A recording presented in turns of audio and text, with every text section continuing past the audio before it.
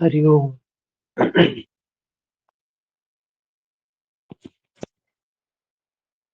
हम लोगों ने कल 14वें अध्याय की शुरुआत की थी।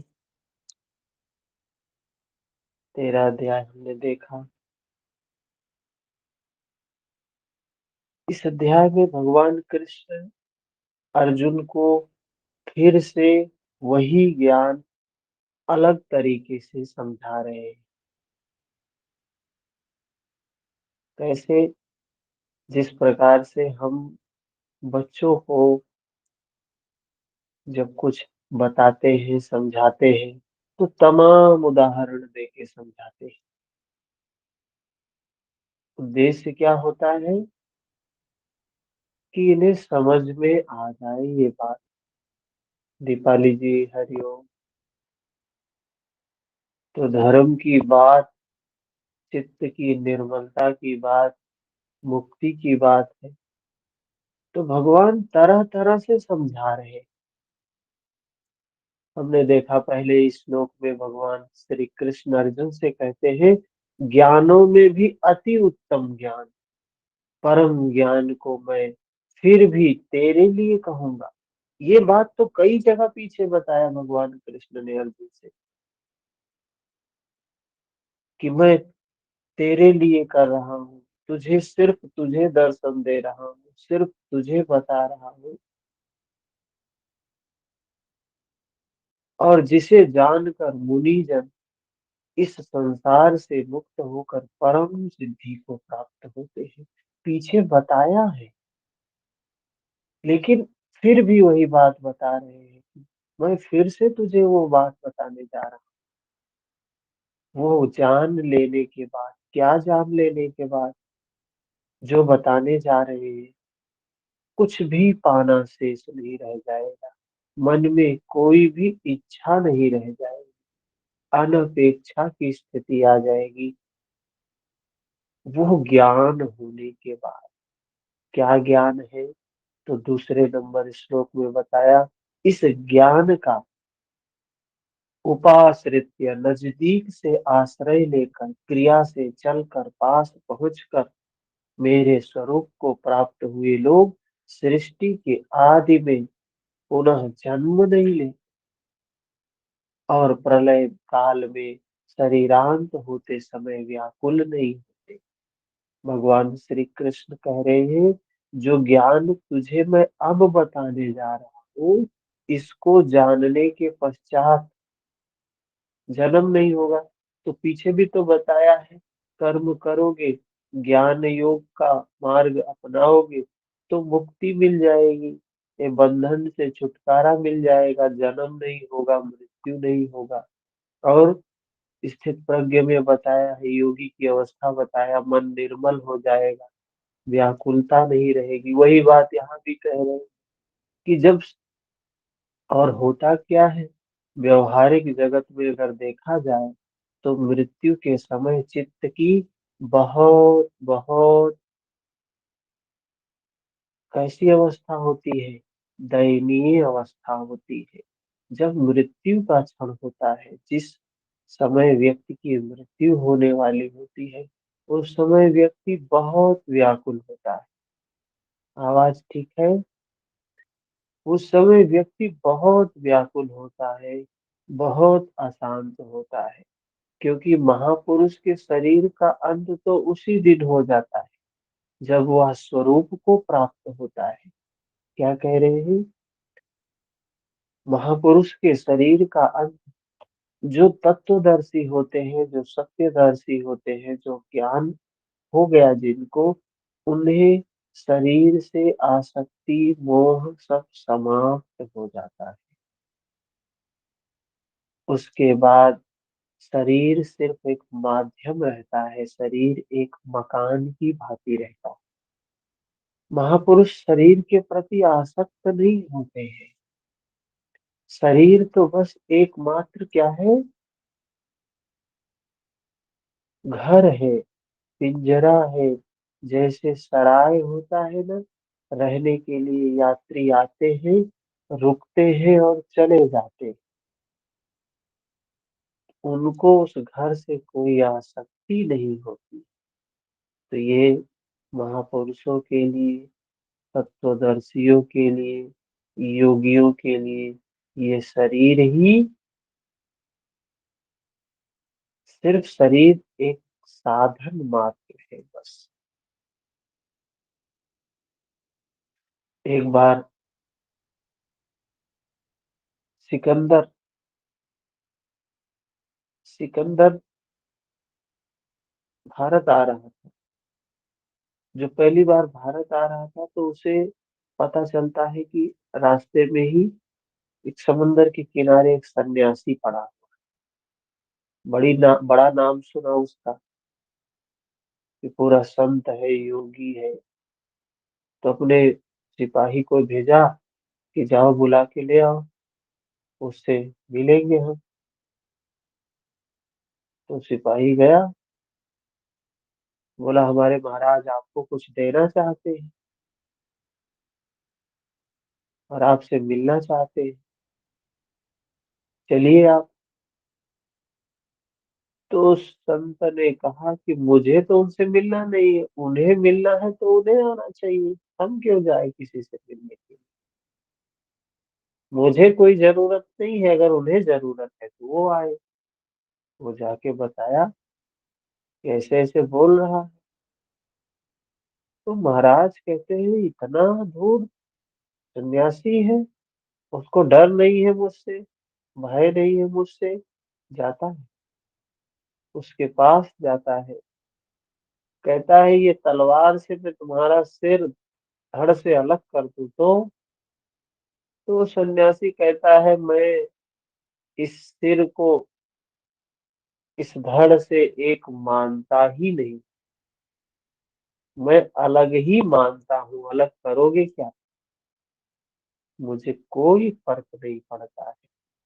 तो जब संत हो गया, जो योगी, योग में जो स्थित हो गया, उसके लिए ये शरीर, ये शरीर के संबंध, ये शरीर के नाते रिश्ते सब क्या है, अनित्य है, अज्ञान से उपजे हुए हैं, भ्रम से उत्पन्न हुए हैं।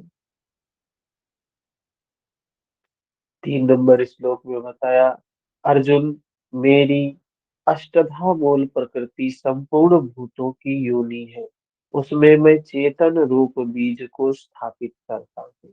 उस जड़ चेतन के संयोग से सभी भूतों की उत्पत्ति होती है। प्रकृति क्या है, भगवान कह रहे हैं महद ब्रह्म अर्थात अष्टधा मूल प्रकृति। ये जो महाभूत है, आखिर हमें शरीर ही तो प्राप्त होता है, स्थूल रूप में क्या मिलता है, हमें शरीर ही मिलता है।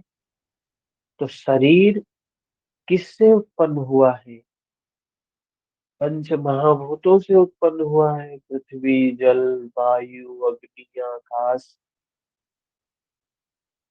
आकाश का कोई अस्तित्व तो है नहीं, आकाश का मतलब शून्य है। आकाश से न कोई विकार उत्पन्न होता है, आकाश से न कोई विकार समाप्त होता है। और इन पृथ्वी जल वायु अग्नि, इन चारों के अपने अपने विषय हैं, सूक्ष्म सूक्ष्म इनके महाभूत है। अब क्या बताया, गंध है, रूप है, रस है, स्पर्श है, ये कह रहे हैं 8। इन्हीं के द्वारा ये शरीर निर्माण हुआ है। जितने भी शरीर हैं, 84 लाख जातियां बताई गई है। कह रहे हैं इन सभी शरीर में मैं चेतना रूपी बीज को स्थापित करता हूँ। ये चेतना कहाँ से आती है, वो धर्म के कारण, वो प्रकृति के नियम के कारण स्थापित होती है। जैसी जिसकी चेतना होती है, उसको वैसी ही चेतना के साथ जोड़ दिया जाता है, वो स्वतः ही जुड़ जाता है, उसको कोई जोड़ने वाला नहीं है। और कह रहे हैं उस चेतना, उस जड़ और चेतन के संयोग से सभी भूतों की उत्पत्ति हुई। फिर 4 नंबर श्लोक में बताया, अर्जुन, सब योनियों में जितने शरीर उत्पन्न होते हैं, उन सब की गर्भ धारण करने वाली माता 8 भेदों वाली मूल प्रकृति है। जितने भी शरीर दिखाई दे रहे हैं ना, कितने शरीर बताए, कितनी जातियां बताई, 84 लाख जातियां हैं। मनुष्य एक जाति है, कुत्ता है, बिल्ली है, सांप है, बिच्छू है, शेर है, भालू है, हाथी है, घोड़ा है, गाय, भैंस, ये सब क्या है, अलग अलग जाति है। कह रहे हैं सबका जो निर्माण हुआ है वो 8 उससे मिलके हुआ है। कौन कौन? पृथ्वी, जल, वायु, अग्नि, और इसके 4 महाभूत के 4 सूक्ष्म महाभूत, रस, स, रस, गंध, रूप, रूप, रस, गंध, शब्द, शब्द तो नहीं, स्पर्श, शब्द है आकाश का। आकाश शून्य है, आकाश का मतलब शून्य, खाली। आकाश का अस्तित्व नहीं है कोई। तो कह रहे इन 8 के द्वारा ही ये मूल प्रकृति, ये माता है। मैं ही बीज का स्थापन करने वाला पिता हूँ, अन्य कोई न माता है न पिता है। मैं का मतलब क्या? वो धर्म और प्रकृति के नियम के आधार पर, प्रकृति का नियम है, जैसा बीज वैसा फल।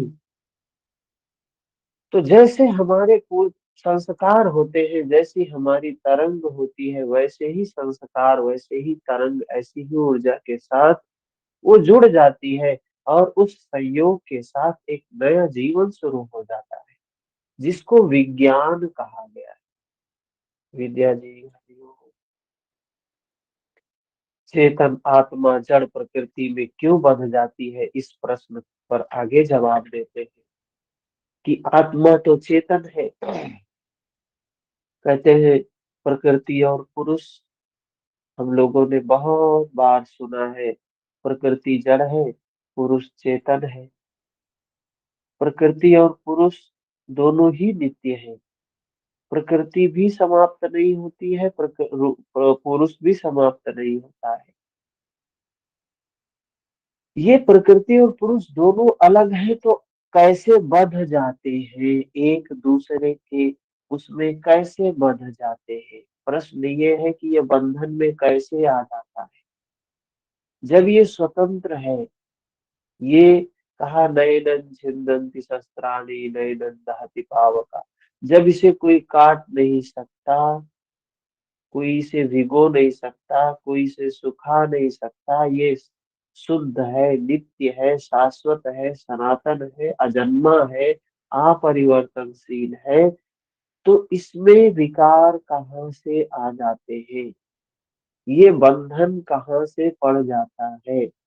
तो इस प्रश्न पर भगवान श्री कृष्ण जवाब देते हैं, सत्वम रजस्तम इति गुणाः प्रकृति संभवा निबंधन्ति महाबाहो देहे देहिन देहिनम अव्ययम। भगवान श्री कृष्ण कह रहे हैं, सत्व रज तम, ये जो 3 गुण है प्रकृति से उत्पन्न हुए हैं, यही जीव को बांधते हैं।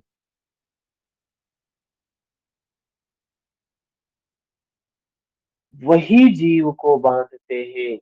जीव को बांधने का काम इन्हीं गुणों का है। मुक्ति इन्हीं गुणों से प्राप्त होती है। बंधन इन्हीं गुणों से प्राप्त होता है। ये गुण समाप्त हो गए, गुणातीत अवस्था आ गई, तो मुक्ति है। गोस्वामी तुलसीदास जी कहते हैं ना, पूजहि विप्र सकल गुणहीना। सारे गुणों से जिसने सारे गुणों के पार चला गया, पूजनीय है वो, ईश्वर है वो, परमात्मा है वो, ब्रह्म है वो, सदगुरु है वो। कृष्ण भी सदगुरु ही थे। और जो इन गुणों के दायरे में बंधा हुआ है, ये तीन गुण है, इन तीन गुणों के स्वभाव बताया भगवान श्री कृष्ण ने। सत्व गुण के स्वभाव बता रहे हैं, गुण बता रहे हैं, धर्म बता रहे हैं, लक्षण बता रहे हैं। जैसे हम कहते हैं ना कि पानी का धर्म है, ये धर्म पानी का है, शीतल होना। बर्फ का धर्म है शीतल होना, शीतल करना। अग्नि का धर्म है जलना, जलाना। ऐसे ही इन तीनों गुणों का अपना अपना स्वभाव है, अपना अपना धर्म है। अगर कोई व्यक्ति कहे ये अग्नि है लेकिन शीतल करती है, तो कौन है जो मान लेगा कि ये अग्नि।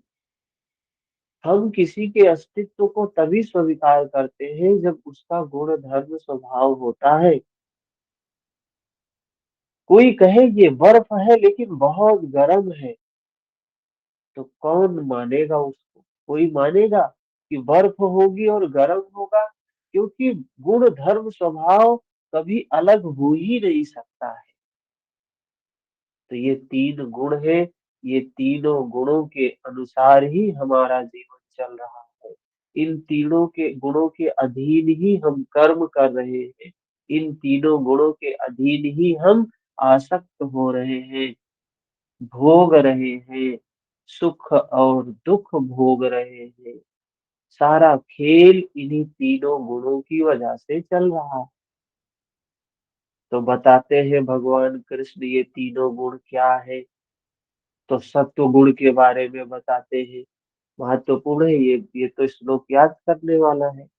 तत्र सत्वं निर्मलत्वात् प्रकाशकं मनामयम् सुख संगेन बद्धनाति ज्ञान संघेन चानघा। भगवान श्री कृष्ण कह रहे हैं, अर्जुन, उन तीन गुणों में प्रकाश करने वाला निर्विकार सत्व गुण तो निर्मल त्वात् प्रकाशकम, निर्मलता करने वाला, निर्मल होने के कारण सुख और ज्ञान की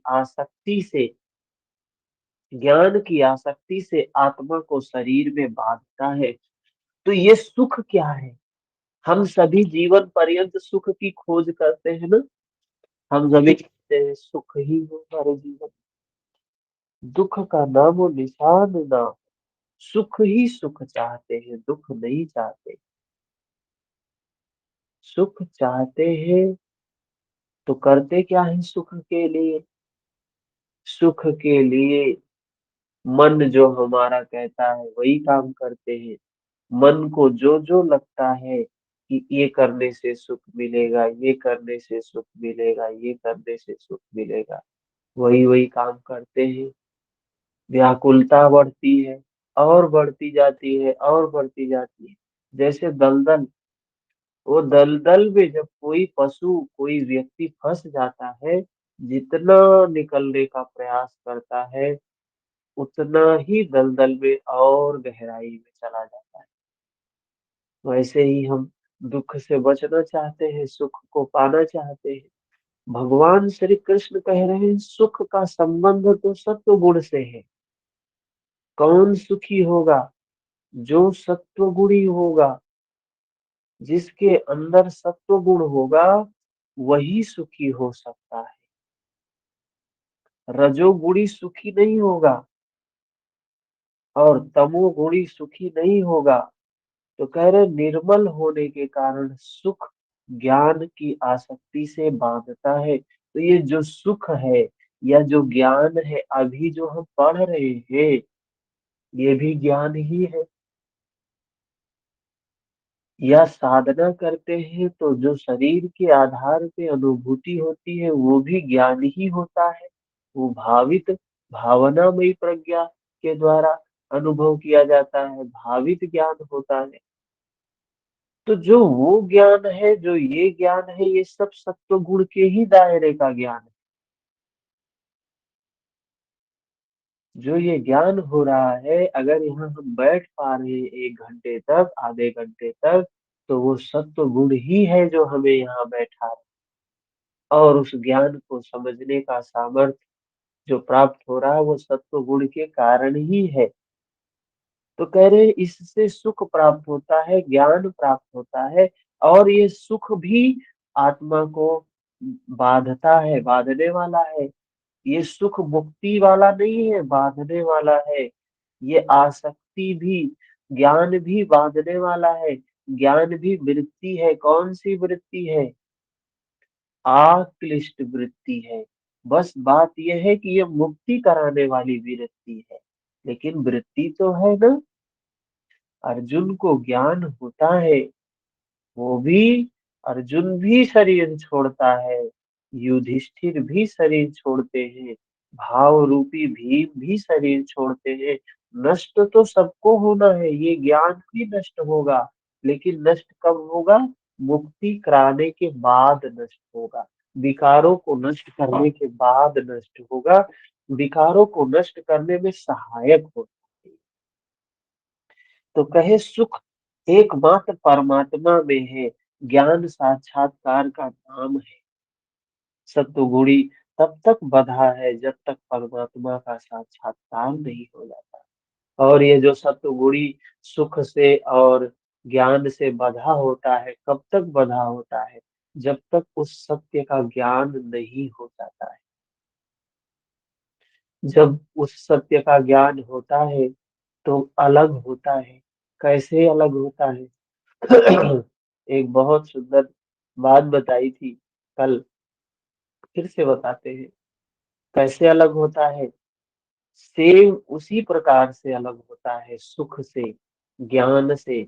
जैसे कोई सोता हुआ व्यक्ति, कोई व्यक्ति गहरी निद्रा में सो रहा हो, कितना सुख होता है सोने में, है? सोने में कितना आनंद होता है। और जिस बिस्तर पर वो सो रहा है, उस पे आग लग गई, और वो आग बढ़ते बढ़ते बढ़ते बढ़ते उसको पता चले, जब उसकी आंख अचानक खुलेगा, तो किस तरीके से वो भागेगा, किस तरीके से अपने आप को बचेगा, किस तरीके से लोगों को बचाएगा। सेम यही अवस्था होती है जब उस सत्य का साक्षात्कार होता है। तो ये जो सुख है, ये सुख से भी मोह माया समाप्त हो जाता है, और ये जो ज्ञान है, इससे भी मोह माया समाप्त हो जाता है। इस प्रकार व्यक्ति जागता है, जागृत होता है। वो अवस्था आती है, सत्व गुण के बाद आती है। रजोगुण के बारे में बता रहे हैं। रजोगुण क्या है? रजो रागात्मकं वृद्धि तृष्णा संग समुद्भवम् तन्निबध्यनाति कौन्तेय कर्म संगेन देहिनम्। अर्जुन से कह रहे भगवान, राग का जीता जागता स्वरूप रजोगुण है। राग क्या है? राग, राग का मतलब यही है कि कोई चीज हमें अच्छी लगती है, किसी चीज से हमें सुख प्राप्त होता है, तो हम चाहते हैं वो रहे, ऐसे ही बना रहे, ऐसे ही बना रहे, ऐसे ही बना रहे, हमारे पास ही रहे। कोई व्यक्ति है, कोई वस्तु है, कोई स्थिति है, कुछ भी हो सकता है। हमें लगता है कि उससे हमें सुख मिल रहा है, और हम चाहते हैं कि वो हमारे पास रहे, हमें प्राप्त होता रहे, हमारे हमें मिलता रहे। ये जो भाव है, ये क्या है? राग का। कह रहे हैं, रजोगुण से है। उसे तू कर्म संगेन, कामना और आसक्ति से उत्पन्न हुआ जान। कह रहे हैं कामना होती है या आसक्ति होती है उसका कार्य। राग जो होता है, कामना होती है या आसक्ति होती है, वह जीवात्मा को कर्म और उसके फल की आसक्ति में बांधता है, वह कर्म में प्रवृत्ति देता है। तो ये जो रजोगुणी व्यक्ति होता है ना, क्रियाशील होता है, एक्टिव होता है, करता ही रहता है। उसको लगता है ये कर लेंगे तो सुख मिल जाएगा, ये कर लेंगे तो सुख मिल जाएगा, ये कर लेंगे तो सुख मिल जाएगा। और उस भगवान श्री कृष्ण कह रहे हैं सुख तो सत्व गुण में है, लेकिन जो रजोगुणी व्यक्ति होता है वो सोचता है ये करने से सुख मिलेगा, ये करने से सुख मिलेगा, ये व्यक्ति मिल जाए तो सुख मिल जाएगा, ये वस्तु मिल जाए तो सुख मिल जाएगा, ये स्थिति आ जाए तो सुख मिल जाएगा। हम चाहते हैं कि JRF निकल जाए तो सुख आ जाएगा, नौकरी लग जाए तो सुख आ जाएगा, लेकिन सुख नहीं आता है, और दुख आता है उसके पीछे, और कामनाएं आती है उसके पीछे, और आसक्ति आती है उसके पीछे। पता चलता है पहले ही ठीक थे, पहले कम आसक्ति थी, कम कामनाएं थी। तो ये रजोगुण के कारण ऐसा हो रहा है, और फिर कामनाओं को पूरा करने के लिए और मेहनत करने लगते हैं, और मेहनत करने लगते हैं। तो हमारा जीवन क्या है? पशुओं की भांति है, मनुष्यों की भांति नहीं है। समझ नहीं पा रहे हैं सच्चाई क्या है। एक नहीं था तो सोच रहे थे कि एक हो जाए, एक हो गया तो 100 सोचने लगे, 100 हो गया तो 1000 सोचने लगे, 1000 हो गया तो लाख सोचने लगे। ये दौड़ चल रही है, कब पूरी होगी ये दौड़? एक कहानी सुनाता हूँ आपको। एक दो शिष्य थे, गुरु के पास रहते थे आश्रम में। तो उनकी शिक्षा दीक्षा पूर्ण हो गई, गुरु के पास से घर जाने लगे। तो दोनों जाने लगे तो एक शिष्य गरीब था, कोई था नहीं उसके घर परिवार में, बड़ा भाव विभोर था गुरु के प्रति, बड़ा कृतज्ञ था गुरु के प्रति कि गुरु ने पूरे अपने पुत्र की तरीके से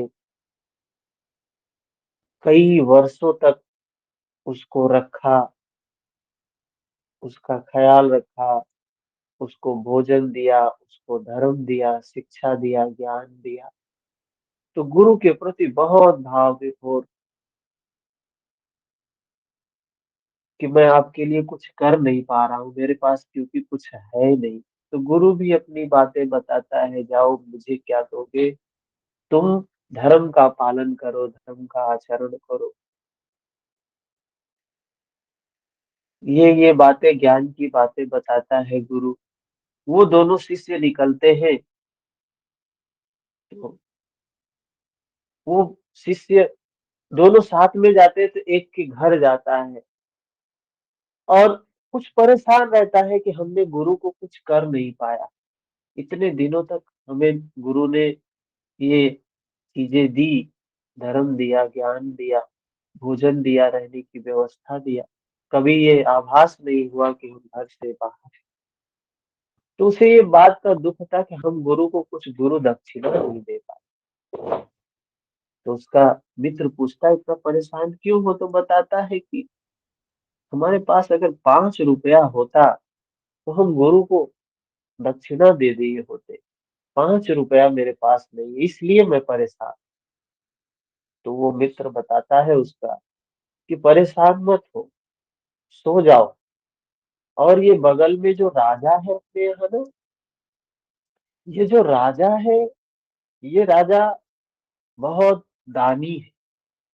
और सुबह सुबह इसके पास जो भी व्यक्ति पहुंचता है, जो भी व्यक्ति इसके पास पहुंचता है, वो जो कुछ भी मांग लेता है ये दे देता है।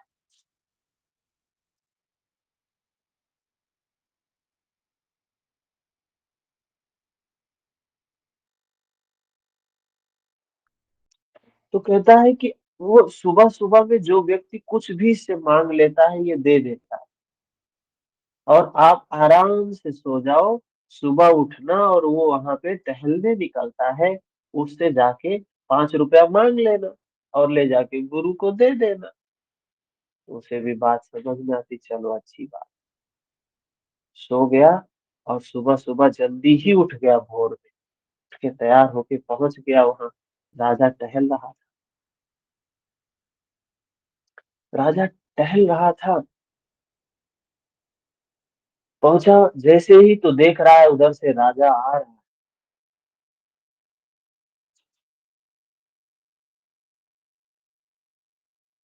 सोचने लगा कि ₹5 इतना बड़ा राजा और इससे ₹5 माँगू?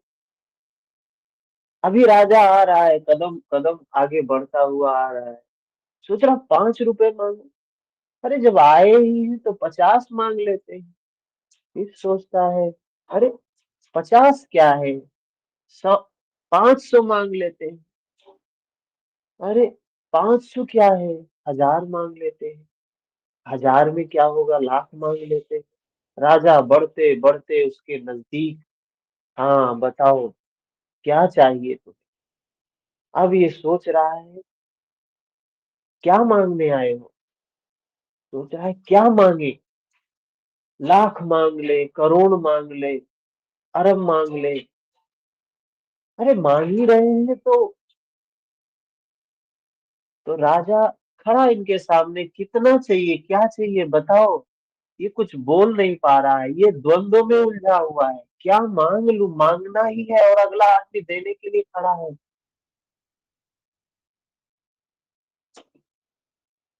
तो ये कहता है, महाराज एक चक्कर और लगा के आ जाओ। मैं सोच लूँ कि मुझे कितना माँगना है। सोच रहा है कितना माँगू? सोचते-सोचते सोचता है, गुरु ने गलती किया। गुरु ने मुझे इससे आगे की संख्या क्यों नहीं पढ़ाई? इससे आगे क्यों नहीं पढ़ाया उन्होंने? अब उसके आगे की सोचने लगा कि गुरु ने मुझे यही तक संख्या ही बताई है। लाख, करोड़, अरब जो कुछ भी था, इसके आगे क्या होता है?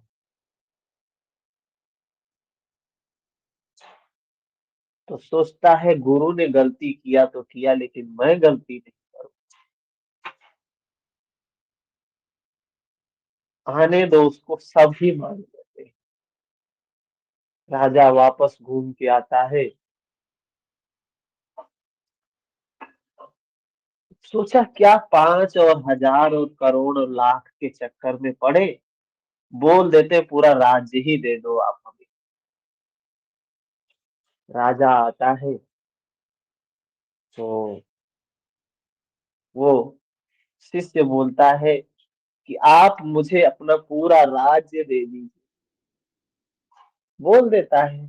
वो राजा सुन के, ये बात सुन के इतना खुश होता है, इतना प्रसन्न होता है और भगवान को धन्यवाद देता है कि मैं जिसका इंतजार कर रहा था आपने उसको भेज दिया।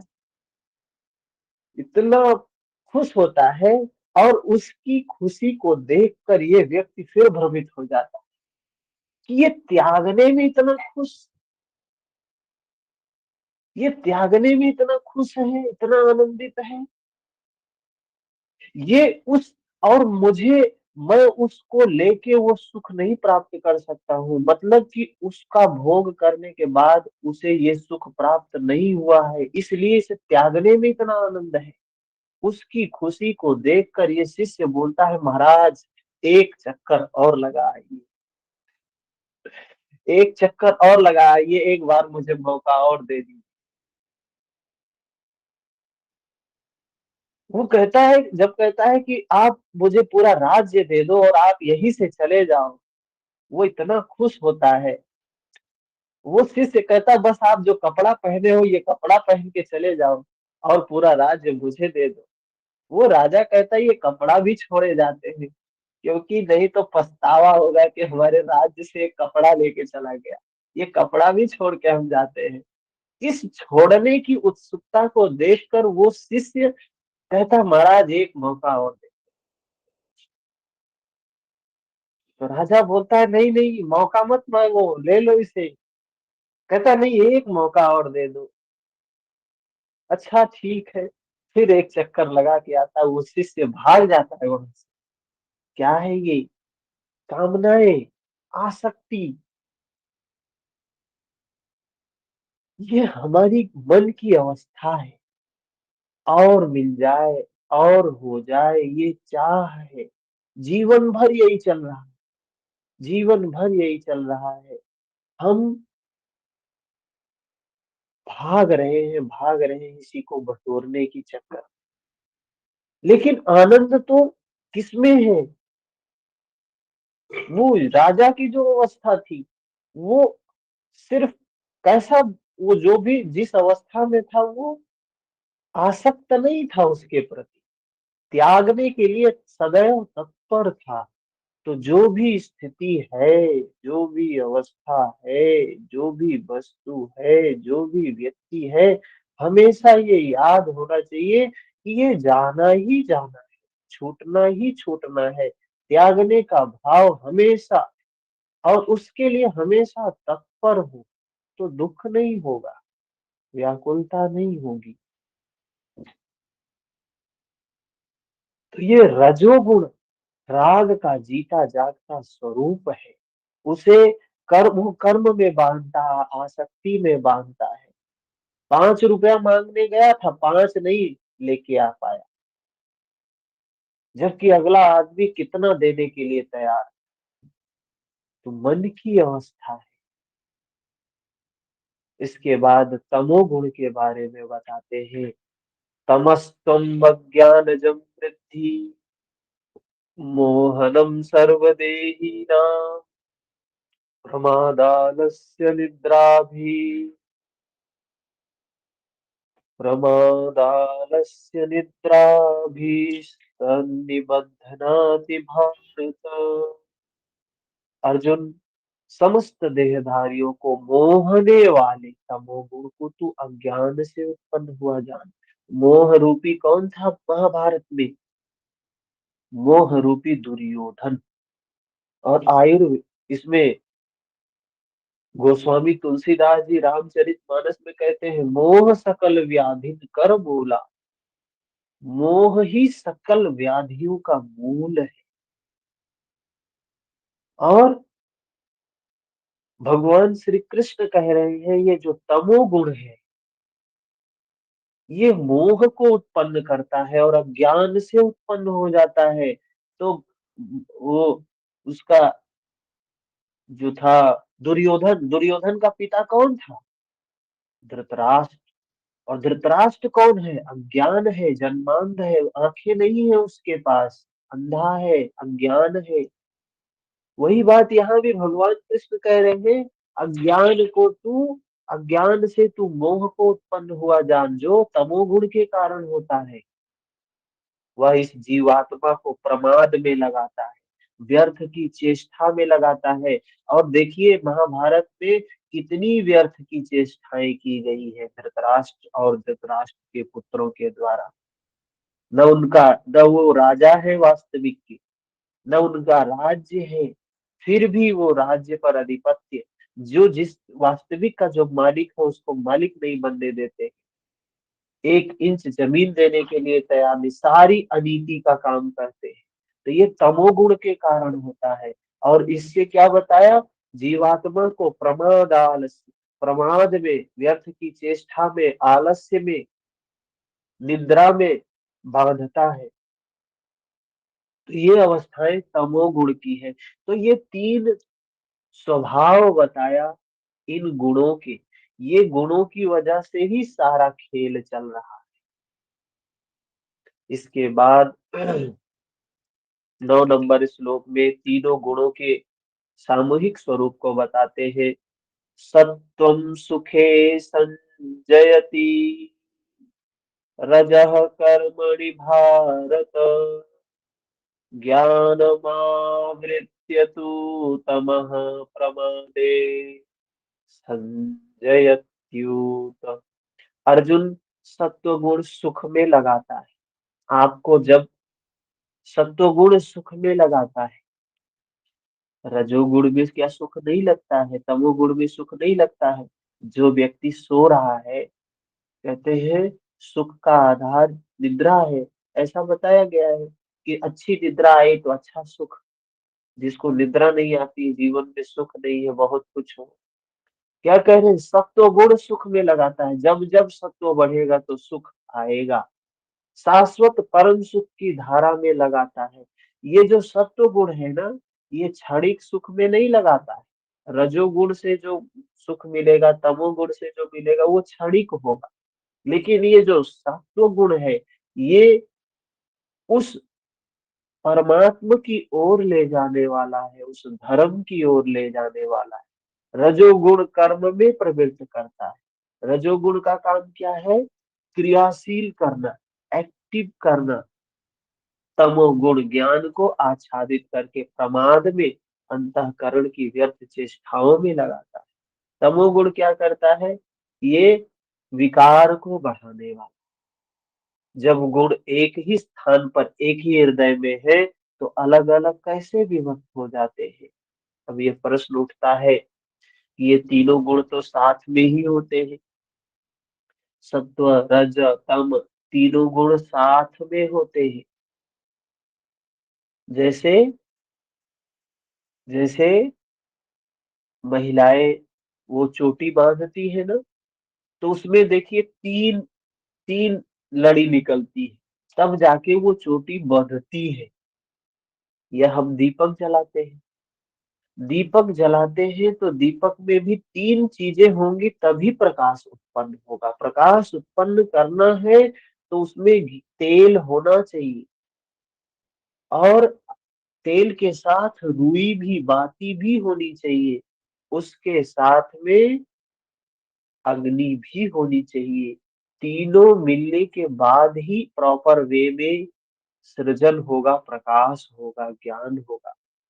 ऐसे ही ये सत्व रज तम, ये तीनों गुण साथ में रहते हैं। जैसे गंगा यमुना सरस्वती, बोलते हैं ना त्रिवेणी संगम। तो ये तीन नदियों का संगम है। ये तीन, इनके द्वारा ही सृजन हो रहा है, तीनों गुणों के द्वारा ही सारा खेल चल रहा है।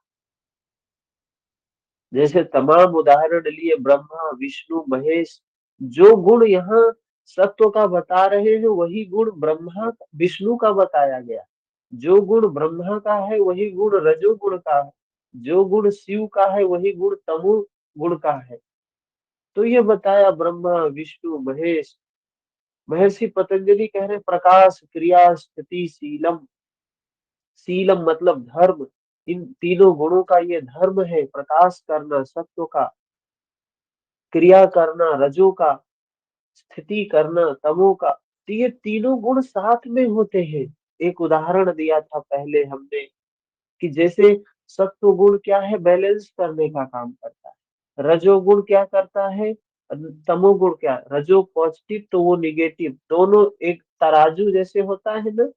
तराजू होता है तो एक एक पलड़ा नीचे जाता है तो दूसरा ऊपर जाता है। और तो ये जो कुछ भी काम हो रहा है उसमें तीन एक्टिविटी होती ही होती है। हम सब तो को कह सकते हैं चेतना है, अवेयरनेस है। गाड़ी चलाते हैं, हमने बताया कि अगर यहाँ तमोगुण के कारण ही गाड़ी चलती है। जो ग्रेविटी है पृथ्वी की, जो खींचती है, जो रोकती है, रोकने का काम करती है। या जो ब्रेक है गाड़ी में, वो भी तमोगुण का ही प्रतीक है। एक्सीलेटर है जो हम चलाते हैं जिससे गाड़ी आगे बढ़ती है, रजोगुण का प्रतीक है। और उसमें जो चालक है वो सत्व का प्रतीक है। तो इस प्रकार से हमारा जीवन चल रहा है, इस प्रकार से प्रकृति चल रही है, इस प्रकार से सृजन चल रहा है। तो कह रहे हैं ये तीन गुण है। सत्व गुण सुख में लगाता है, रजोगुण कर्म में प्रवृत्त करता है, तमोगुण व्यर्थ की चेष्टाओं में लगाता है, प्रमाद में लगाता है। जब गुण एक ही स्थान पर एक ही हृदय में है तो उनका अलग अलग विभक्त कैसे संभव है?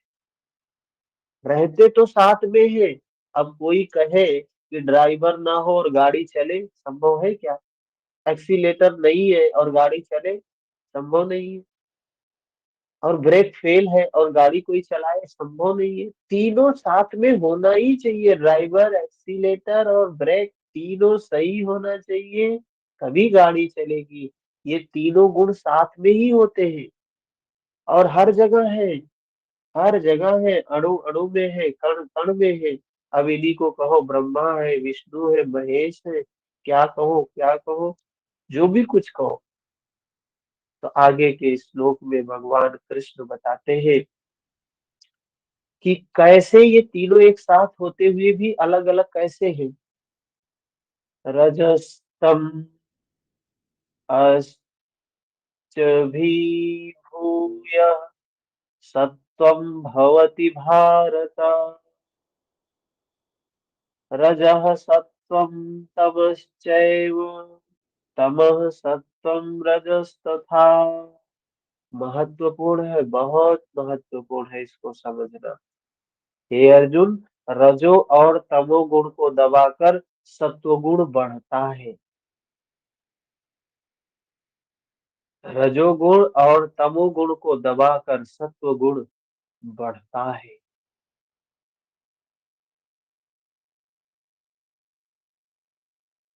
तो क्या है?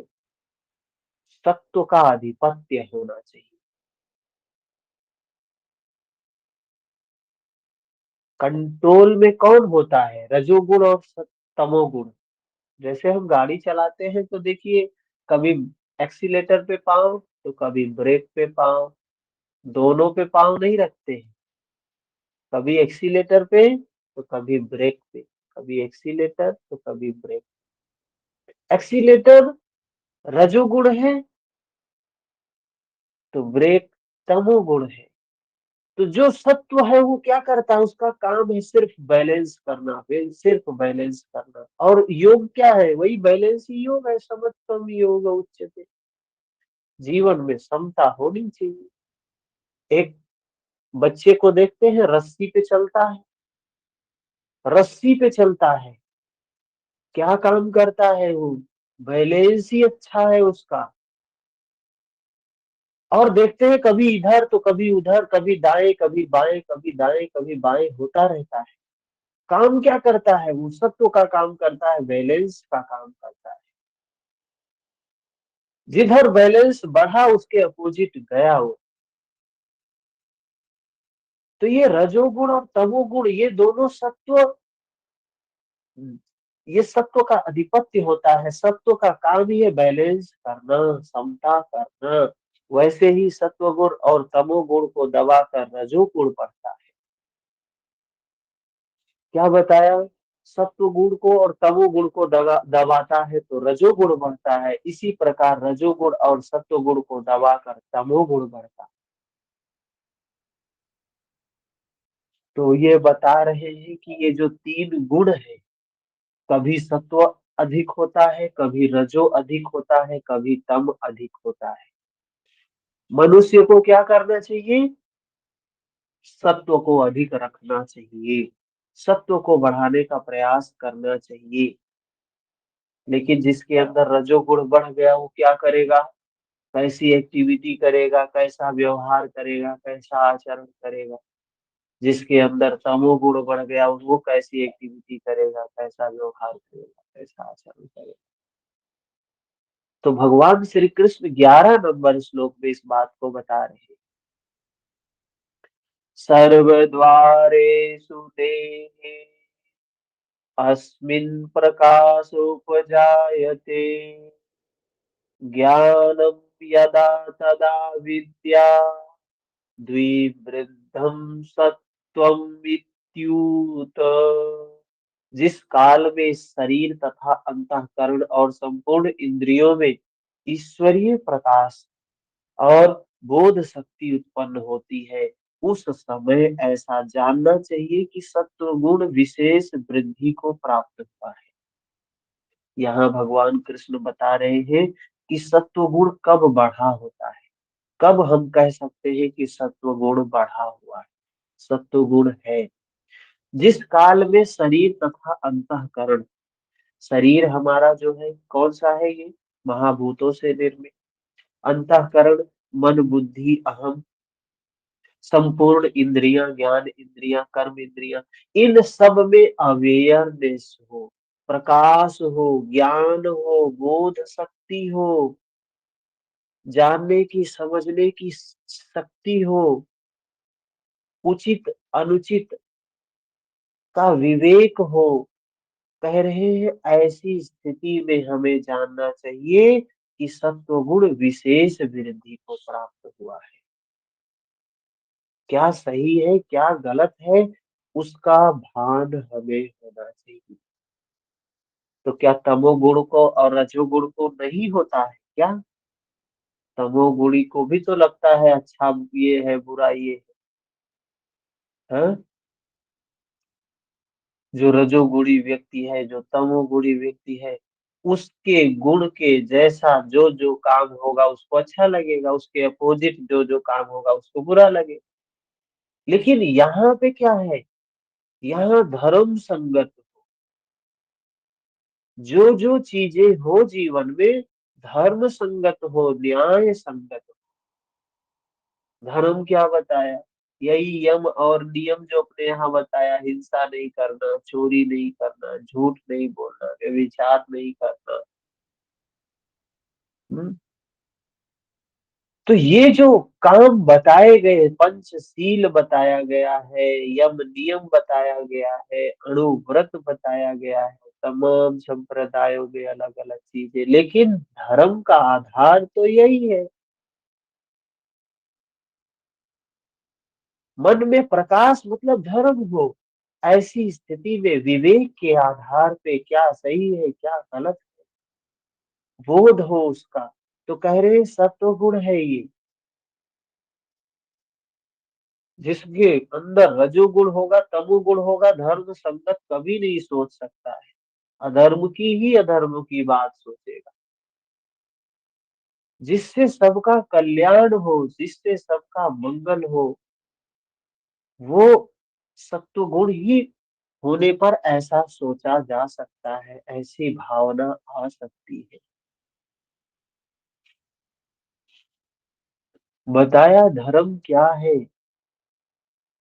सब पापस्य आकरण, सारे पाप से कर्म से बचना है, कुशलस्य उपसंपदा।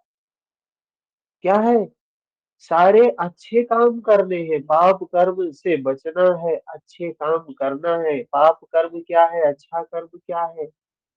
पाप कर्म वो है जिससे किसी जीव जंतु पशु पक्षी की हानि होती हो, किसी को कष्ट पहुंचता हो, पाप ही पाप। जिससे लोगों को सुख शांति मिलती हो, पुण्य ही पुण्य है, धर्म ही धर्म है। तो ये सत्व गुण के बारे में बताया। 11 नंबर तक देखा, किसी का कोई प्रश्न हो तो बताएं।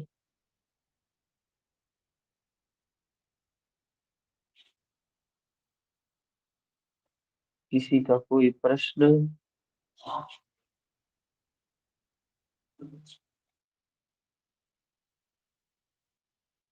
योग सूत्र की शाम की क्लास ठीक थी?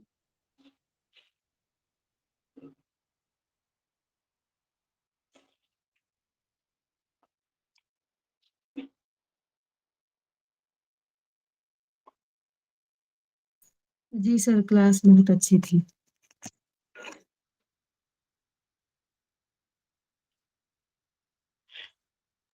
समझ में आ रहा है? जी सर, आ रहा है समझ में। हाँ, इसीलिए हमने कहा कि कोई मुझसे भी बेहतर पढ़ा सकते हैं, ऐसे लोग भी हैं, और भी लोग पढ़ाते होंगे। हम भी सुनते हैं उनके क्लास में, मैं पूरी टाइम था कल, अच्छा लगा, अच्छा पढ़ा रहे हैं।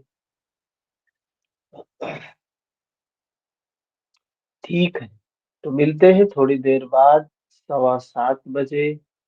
हाँ हाँ। हठ शिव संहिता की क्लास में। हरिओम। हरिओम सर।